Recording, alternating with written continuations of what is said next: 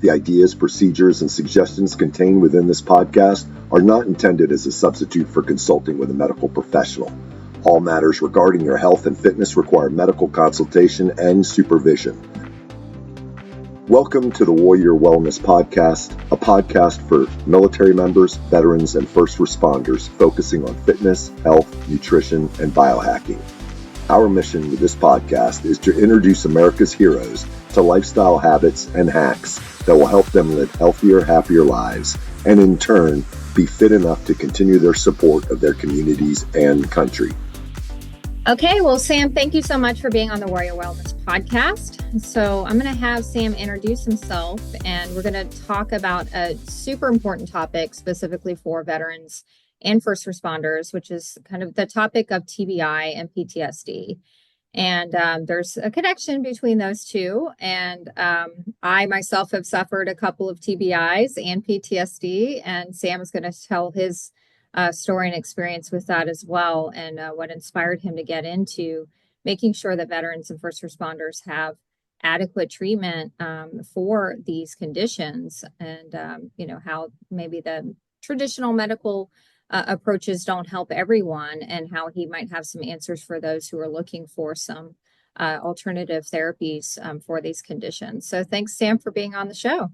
Yeah, thanks for having me, Stephanie. It's really great to be here. You kind of teed me up really well there. So I'll just dive into, my background a little bit, why people, should care to listen. And then we can start to dive into why the traditional approach doesn't work for quite a few people who are suffering from these issues. So my background is I was an Army EOD tech. So I was the guy in the big green suit that went and cut wires on IEDs. The thing that they didn't tell you when you're at the recruiting station is how high the suicide rate is. EOD has one of the highest suicide rates in all of the DoD, and that's because we are constantly exposed to traumatic level blasts. It's us, Green Berets, and anybody who does breaching.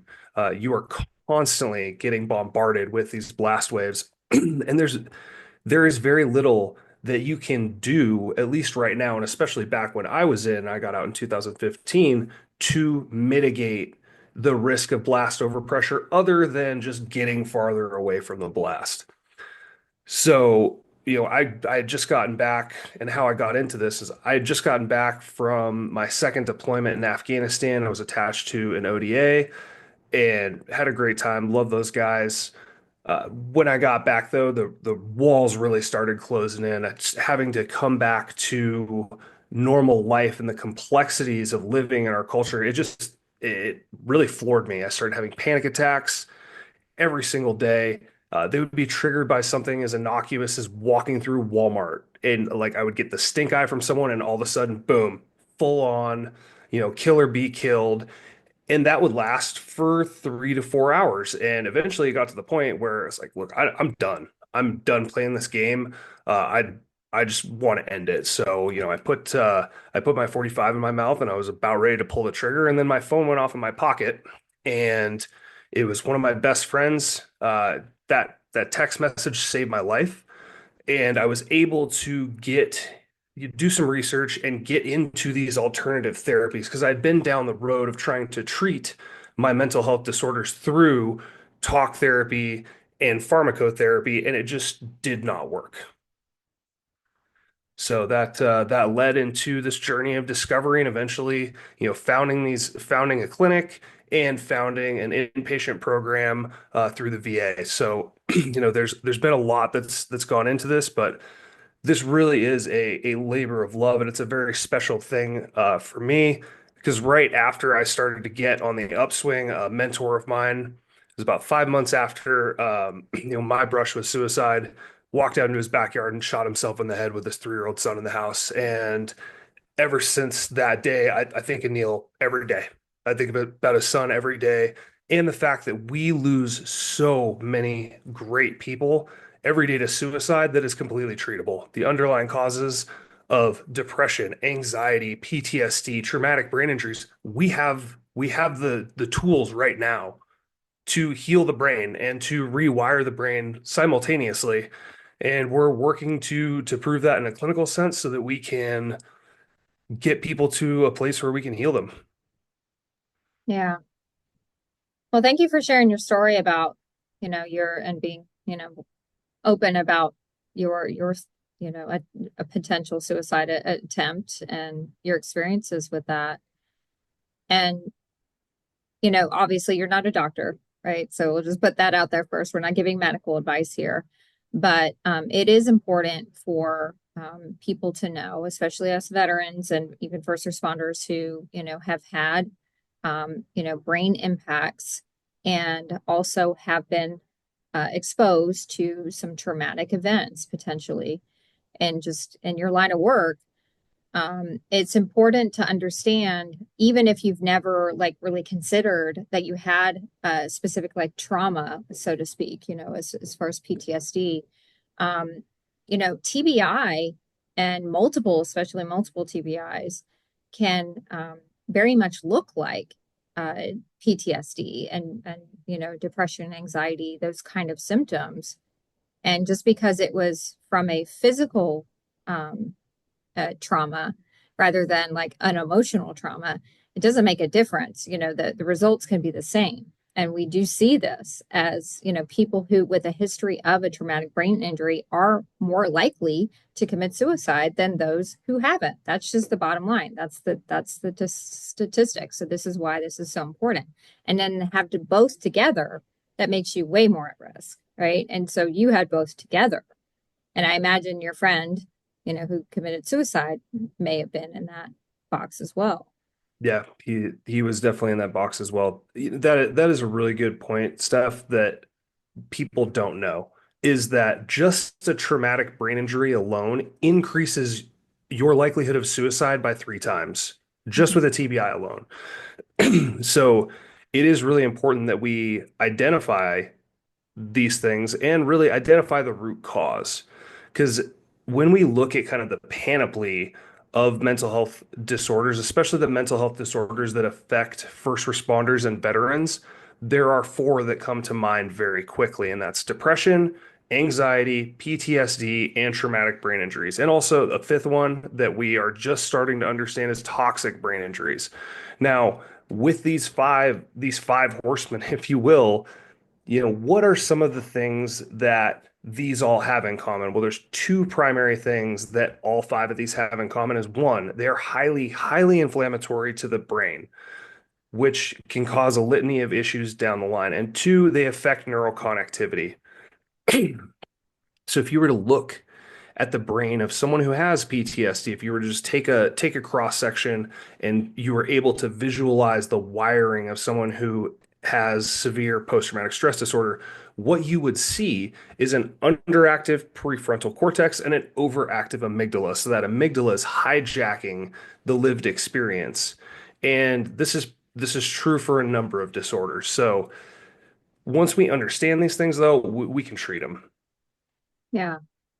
And then sometimes the traditional treatments don't work or aren't very effective. They might be somewhat effective.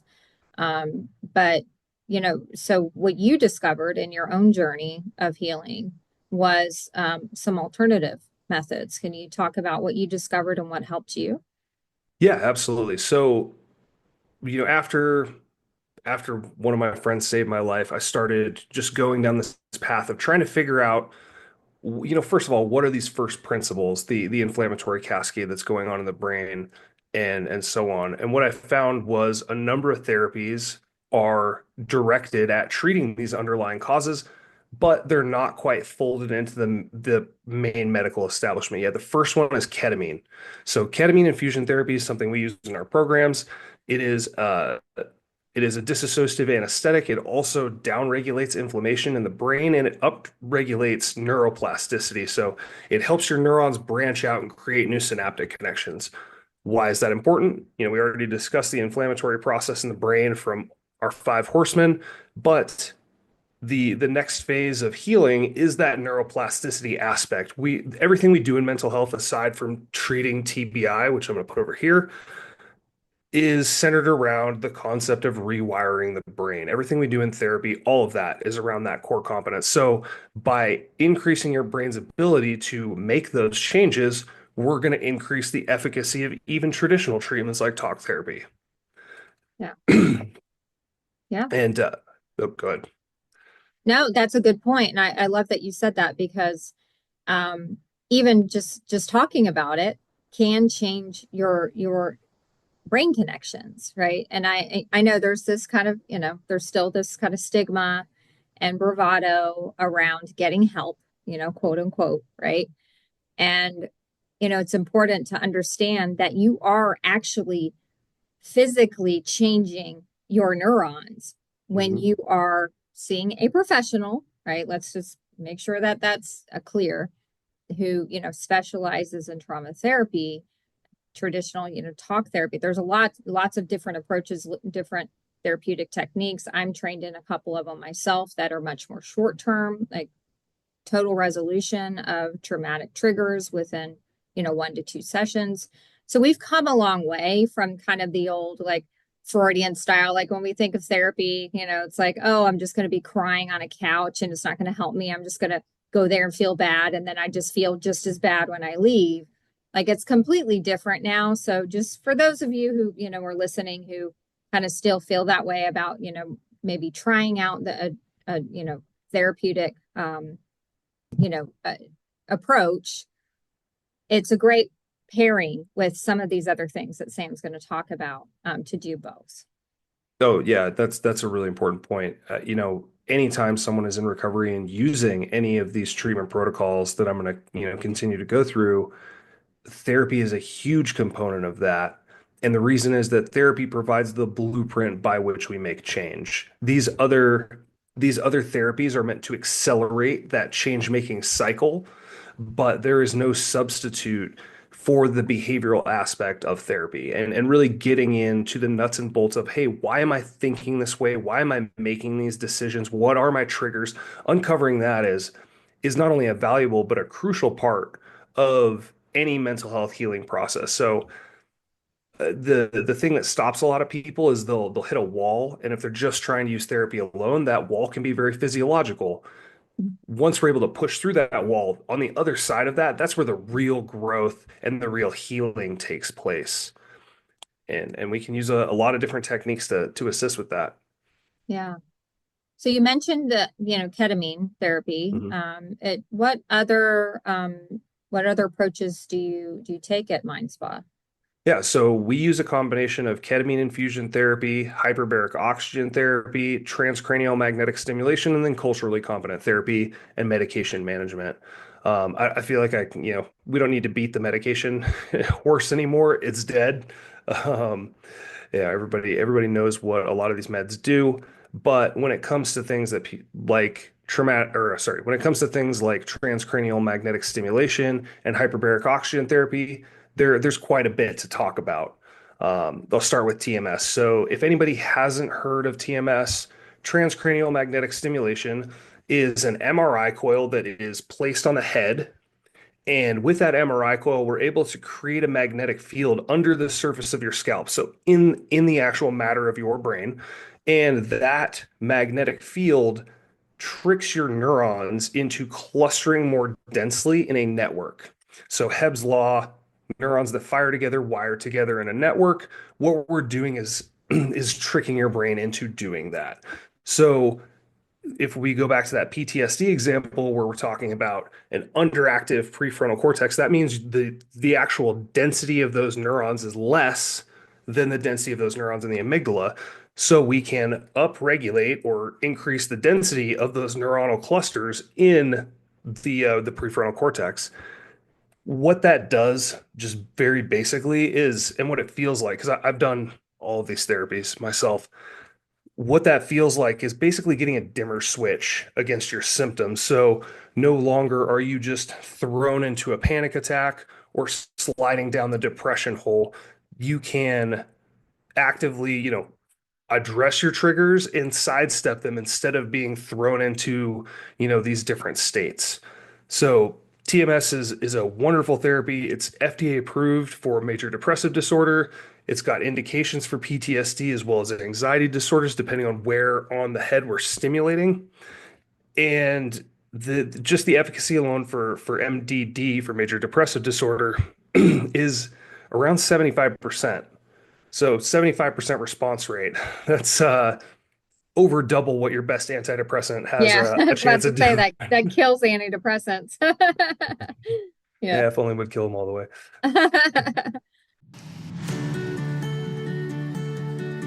Fire Team Whiskey is now found on Burn Along. We're so excited to be able to provide all of our fitness and wellness content right on this platform with thousands of other licensed and credentialed providers who are specialized in fitness, health, wellness, and even financial literacy. So if you've ever wanted to join the Fire Team Whiskey programs, now is your chance to not only get all of our amazing content, but also get access to hundreds of thousands of videos that will help you be well. Fire Team Whiskey is one of the exclusive providers on the Burn Along app. And all you have to do to go to join us is go to fireteamwhiskey.com, click on the link at the top of the page, and use that special coupon code we have for you to get Burn Along for as low as $9 a month. And the cool thing is, like, there's so many applications to this technology that are just starting to see the light of day. We can, treat depression. There, a quick shift over immediately, you're treating PTSD, yeah, and you can treat anxiety as well. And that's just with a standard dosing regimen of 36 treatments over the course of about 7 weeks. So, if someone out there is suffering from depression, they're like, well, I don't know if I want to take that long, to heal what's going on in my brain. My challenge to that is, how much time do you waste being depressed? Do you waste being anxious? Do you waste, having these constant panic attacks? Like, really I encourage people to take an inventory of how much of their time and energy goes into their symptomology, and step outside that and go, okay, cool. I could be a lot more of myself if I didn't have to constantly deal with these kinds of issues. Yeah, that's awesome. I mean, that's an astounding success rate. That's just amazing. And so you also mentioned, I think, hyperbaric chamber. Yep. So hyperbaric oxygen therapy, why do we use it? Well, I've mentioned the inflammatory process in the brain several times. What is really key to understand is a lot of the blood vessels in your brain are very small. They can get so small, in fact, that like a single red blood cell, and I know this is a blue cube, but it works. So a single red blood cell can travel along one of these blood vessels in your brain at a time. That's how small they are. So it does not take a large amount of inflammation before you're trying to suck a golf ball through a garden hose. Now, what happens on the other side of that garden hose? Okay, cool. Now the cells on the other side can't get oxygen. They switch over from their normal way of creating energy, which is cellular respiration. They switch over to what's called anaerobic glycolysis. That's how cancer cells make energy. It's a fermentation process. Imagine, if you will, like burning natural gas versus burning a wood stove. So, if you just think about your cells, like they're normally going from this very clean energy producing process to one that makes a lot more waste. If your cells were all lined up in a cul-de-sac, it would be like every family taking their weekly trash and just putting it into the middle of the cul-de-sac. First couple weeks, that's not going to be an issue, but these processes in the brain continue over the long term. So imagine that pile of trash 1 year, 2 years, 3 years. And by the time you get to 10 years, you're starting to knock on dementia's doorstep. Nobody wants to live in your cul-de-sac because it's just a giant landfill. And that is a really good metaphor for what happens to cells in the brain. Now, what can we do about that? The answer is we take this little guy out of the game. So hyperbaric oxygen therapy forces oxygen into your blood plasma. So instead of relying on our red blood cell, we are hyperoxygenating the liquid that that red blood cell travels through. So we can bathe the entire brain in oxygen, allowing it to create more energy and jump starting this process even further. So it allows us to go further faster while we're simultaneously healing the brain for those of you for those patients who have traumatic brain injuries. Yeah, that's amazing. And that makes total sense, right? And with just I love how you guys are very focused on the inflammation issue because that's getting more and more attention in the metabolic health realm as well. How we just basically everything we do, unfortunately, and inflames the body, and we need not forget that the brain is part of the body. For some reason, we forget about that. But it's if you're even like just exposure to allergens and toxins and stress and, the extra 50 pounds you're carrying on your body and all the sugar you're eating and all the toxic chemicals and the processed foods you're eating. And, like the list goes on and on. You're smoking, you're drinking alcohol, you're not sleeping well. Like all of these things result in inflammation, right? We just have this general term inflammation. And we can't forget that if we have that going on in the body, it's happening in the brain. And so you don't have to have a history of trauma, or TBI to just wake up every day and feel like shit and then feel like, oh, well, I took the antidepressant and still not helping. Like, why do I still feel like shit? Well, you need to take care of this inflammation. And, there's a lot of lifestyle changes that need to happen as well to do that. But there's also these actual therapies who are targeting the thing. SSRIs are not targeting inflammation. Antipsychotics are not targeting inflammation, right? But these therapies that you're talking about are targeting inflammation. And maybe getting some of that swelling down and inflammation down will help you kind of make better life decisions. Because I know like that's the chicken before the egg kind of thing. It's like, well, I can't get out of bed and I don't feel like doing anything fun. And, haven't cultivated my relationships and, because I just feel depressed. Well, all of those things will help you feel not depressed, right? But you don't feel like doing it. So maybe getting some of that inflammation down with some of these therapies that you're talking about will maybe give you a little respite from just feeling like crap all the time. So you can actually do some of those other things. Yeah, I mean that's one of the reasons, and like I said, it's like the chicken before the egg. And I think in traditional therapies, you're certainly correct. What we see in our programs is using this combo because we typically start, after someone has already seen our psychiatrist, they've been evaluated, and we make sure there's no contraindications.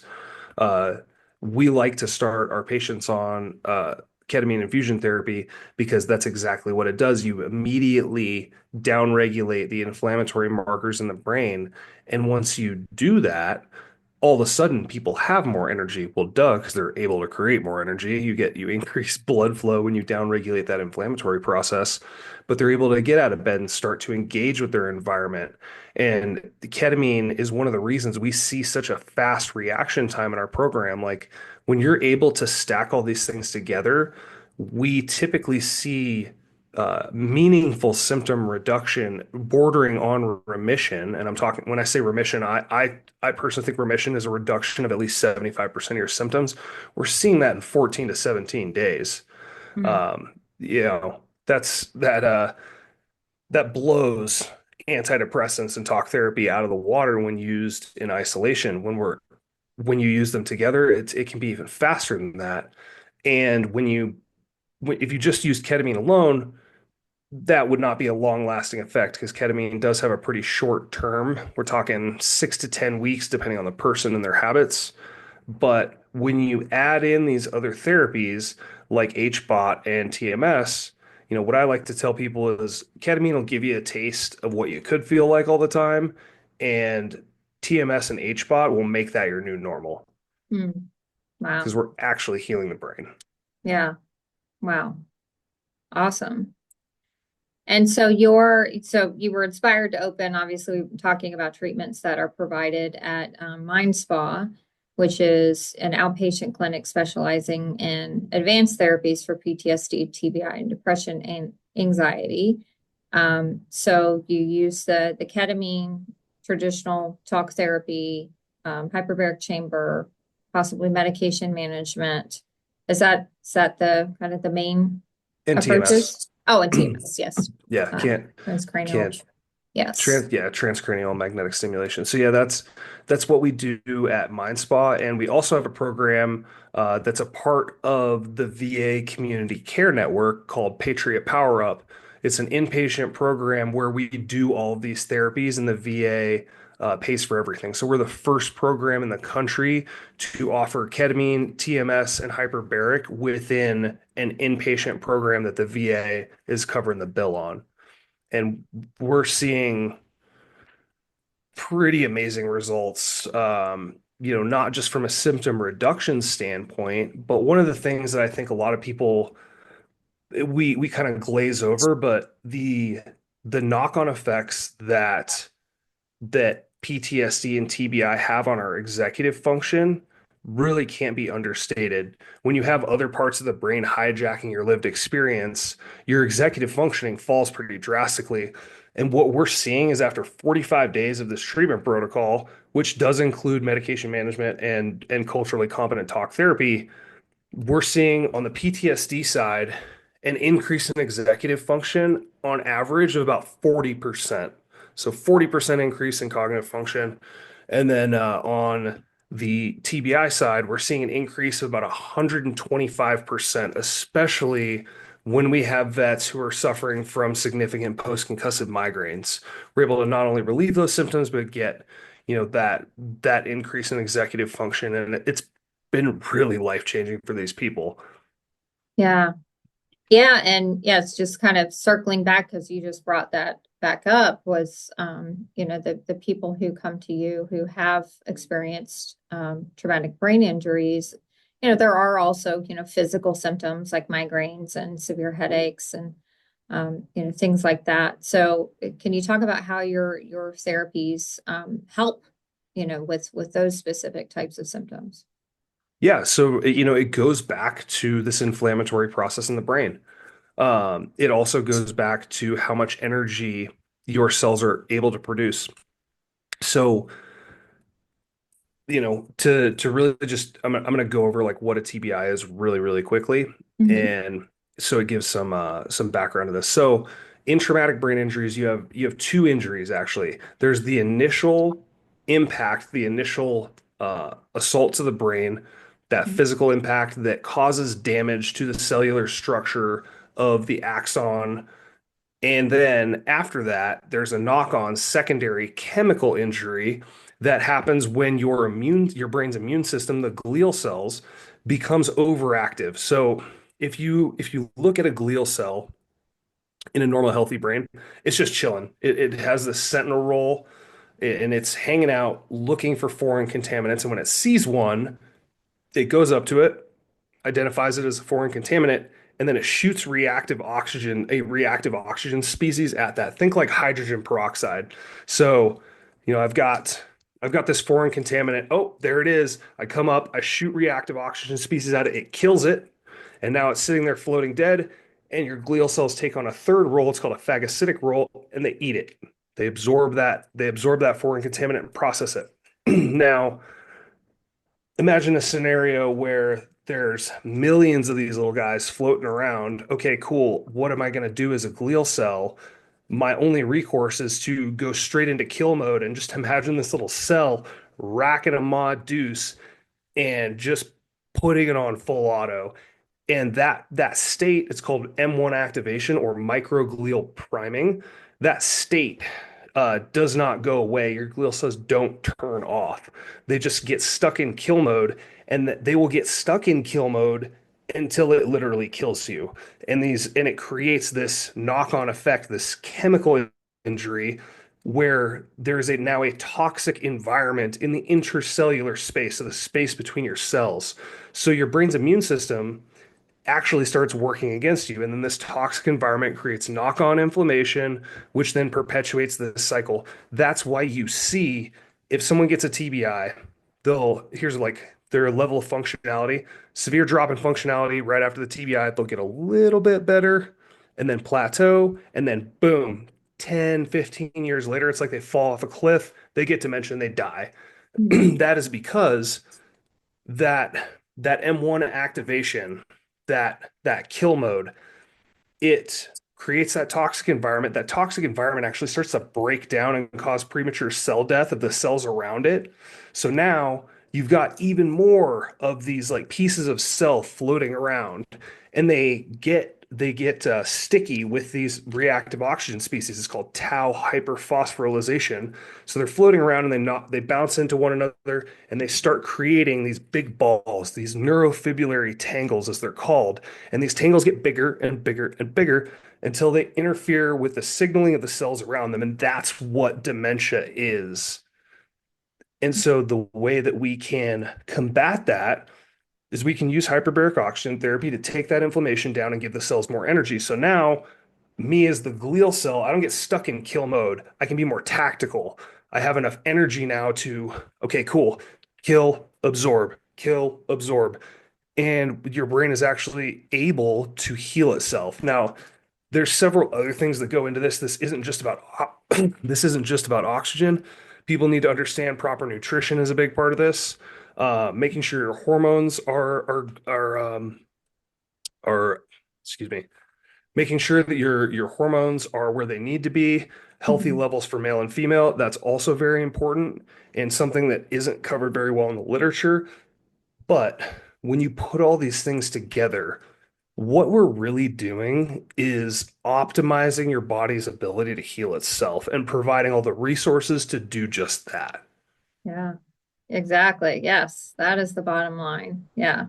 So just making sure that you get your brain and your body into the proper the healing mode, because that's what it does very well. It can heal itself. You just have to get it into that state to be able to do that. And there's lots and lots of ways to do that, to include, what they're doing out at Mind Spa in Denver. And also, if you are a veteran and you are interested and you're under the VA care system and you're interested in looking at what Sam is doing with the Patriot Power Up program, please check out the link in the show notes and see what they have to offer. And maybe you would be a good candidate for that program as well. Sam, that was so fascinating. Thank you so much for your expertise and your passion with supporting fellow veterans who are in dire need of these alternative treatments, and providing a space and programs for them to get, just that. So thank you so much. Well, thanks, Stephanie. It was great to be on the podcast with you, and I really appreciate it. All right, I appreciate it. Bye-bye. Thank you so much for listening to the Warrior Wellness Podcast. I'm your podcast host, former Army Captain Stephanie Lincoln, the founder of Warrior Wellness Programs. Check us out at warriorwellnessprograms.com. I really would appreciate you just taking just a second to follow or subscribe wherever you saw this video or listen to this podcast. And even better, if you leave us a review. That'll help us reach others who really need this information. So your honest feedback about what we're offering on the Warrior Wellness Podcast will help us do that. Thanks so much for listening, and we'll see you on the next episode.